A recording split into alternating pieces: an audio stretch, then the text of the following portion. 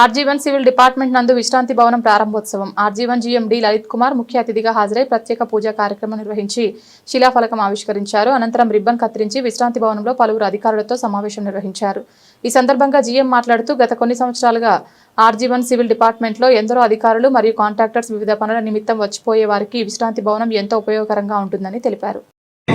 ఇక్కడ డిస్కషన్స్ కోసం కానీ వెయిటింగ్ చేసినప్పుడు కానీ లేదా డిస్కస్ చేసుకోవడానికి కానీ దానికోసం జరిగింది. దానికి అభినందనలు.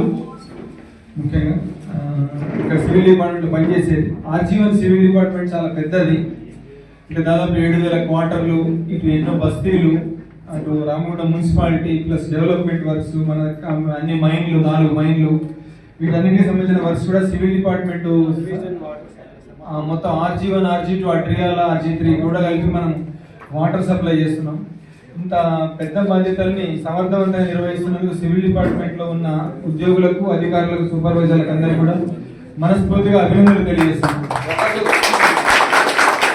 కన్స్ట్రక్షన్స్ కూడా వస్తున్నాయి. ఆసక్తి కల వాళ్ళు ఉంటే ఇందులో పార్టిసిపేట్ చేయొచ్చు. మన దగ్గర సివిల్ డిపార్ట్మెంట్లో కానీ కొత్త వాటర్ కన్స్ట్రక్షన్ ఇవన్నీ ఎన్నో అవకాశాలు ఉన్నాయి. సమ్మక్క దగ్గర డెవలప్మెంట్ కానీ, షాపింగ్ కాంప్లెక్స్ కానీ, లేకపోతే కొత్త క్వార్టర్ల నిర్మాణం కానీ, ఇట్లా వివిధ రకాల మనమే చూస్తున్నాం. ఎస్టీపీ తయారు చేసుకుంటున్నాము.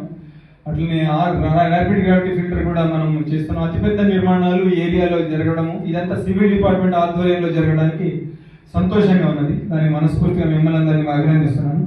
ఇదే రకంగా కొనసాగిద్దాము.